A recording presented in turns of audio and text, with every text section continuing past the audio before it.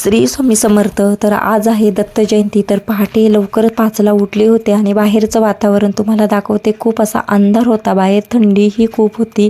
तर तुम्हाला दाखवला थोडासा बाहेरचा नजारा. त्यानंतर मी रात्रीच देवाची भांडी स्वच्छ साफ करून घेतली होती, कारण स्वामी महाराजांचा अभिषेक करायचा होता. तसेच गुरुवारची पूजाही करायची होती. घरातले टिफिन वगैरे करून मग मला स्कूललाही जायचा होता. त्यामुळे मी लवकर उठून इथे मी पूजा वगैरे करून घेणार आहे. त्यामुळे पहाटे 5लाच उठली होते आणि मस्त अशी पहिल्यांदा घर स्वच्छ करून घेतलं. म्हणजे संपूर्ण घरामध्ये झाडू मारून घेतलं, पोछा वगैरे मारून घेतला. त्यानंतर इथे खूप थंडी लागत होती, तर मी इथे स्वेटर वगैरे घातला आहे. त्यानंतर मग मी लगेचच इथे स्वामी महाराजांचा अभिषेक करण्यासाठी पंचामृत तयार करत आहे. तर मी रोज म्हणजे अभिषेक वगैरे करत नाही स्वामी महाराजांना, फक्त गुरुवारी अभिषेक करत असते. तर अभिषेक मी पाण्याचाच करत असते गुरुवारी.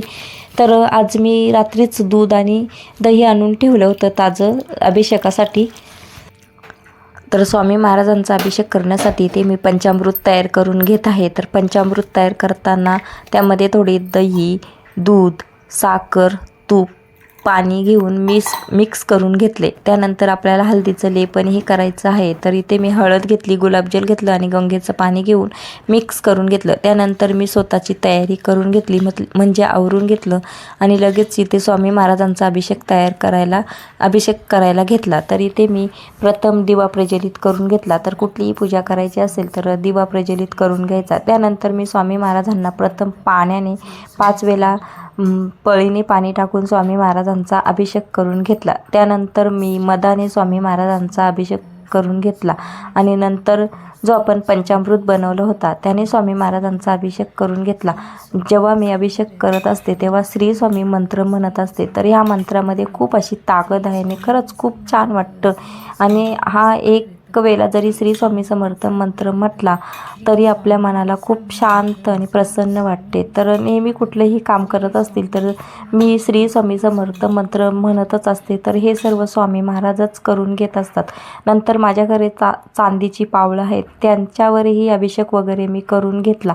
नंतर मस्त असा पाण्याने स्वामी महाराजांचा पुन्हा अभिषेक करून घेणार आहे. तर मी पाणीही गरम करून घेतलं होता, कारण थंडीचे दिवस होते आणि देवांनाही थंडी लागत असते. त्यामुळे पाणीही कोमट करून घेतला होता. पंचामृताचा अभिषेक वगैरे झाला. त्यानंतर स्वच्छ पाण्याने स्वामी महाराजांचा अभिषेक करून घेतला. म्हणजे स्वामी महाराजांना स्नान वगैरे घालून स्वच्छ कपड्याने पुसून वगैरे मस्त त्यांची पूजा वगैरे करून घेतली. मनोभावे अशी स्वामी महाराजांचा अभिषेक करून घेतला, पूजा करून घेतली. नंतर स्वामी महाराजांना स्वच्छ कपड्याने पुसून वगैरे घेतला. नंतर स्वामी महाराजांना ही नात तर खूप प्रिय असते. तर त्याने मी स्वामी महाराजांच्या पूर्ण शरीराला कापसाने अत्तर वगैरे लावून घेतला आणि लगेचच अष्टगंध वगैरे लावून घेतला. पूर्ण शरीरावर मी स्वामी महाराजांच्या अष्टगंध लावत असते आणि थोडासा टिका मी माझ्या मानेच्या म्हणजे इथे मानेला, कंठाला लावत असते. त्यानंतर मग मस्त स्वामी महाराजांना वस्त्र वगैरे परिधान करून घेतले, फेटा, टोपी, माळ वगैरे घालून घेतली आणि नंतर मला इथे खालीच स्वामी महाराजांची पूजा करून घ्यायची होती. आणि आज ना मला एक वेळा म्हणजे एक अध्याय करून घ्यायचा होता, संपूर्ण सारामृत वाचून घ्यायचा होता, 21 अध्याय वाचायचे होते. त्यामुळे मी खालीच इथे स्वामी महाराजांची पूजा करून घेतली. आसन वगैरे खाली काढून घेतलं, तिथे मस्त त्याची सजावट वगैरे करून घेतली फुलाने, गजऱ्याने. आणि नंतर मग स्वामी महाराजांना आसनस्थ करून घेतले. त्यानंतर स्वामी महाराजांना दिव्याने प्रज्वलित करून घेतले, धूप आणि अगरबत्तीनेही त्यांना ओवाळून घेतले. आणि अशी मस्त स्वामी महाराजांची मनोभावे मी पूजा करून घेतली. स्वामी महाराजांना नमस्कार वगैरे करून घेतला. त्यानंतर स्वामी महाराजांना मी खडीसाखर आणि पाण्याचा नैवेद्य ठेवून दिला. त्यानंतर मी अभिषेक वगैरे झाला आणि रोजची नित्यसेवा करून घेतली. तर मी नित्यसेवेमध्ये एक जपमाल करते, स्तवन करते, एक वेळा तारक मंत्र म्हणते, एक अध्याय आणि आरती म्हणते. कारण सकाळच्या घाई गडबडीत मला 3 अध्याय वाचणं शक्य नसतं. त्यामुळे मी एक तरी अध्याय पठण करून रोज जॉबवर जातच असते, घाई गडबड जरी असली तरी. तर मी अशा प्रकारे नित्यसेवा करत असते. तर तुम्हाला इथे दाखवते स्वामी महाराजांची पूजा वगैरे इथे करून घेतलेली.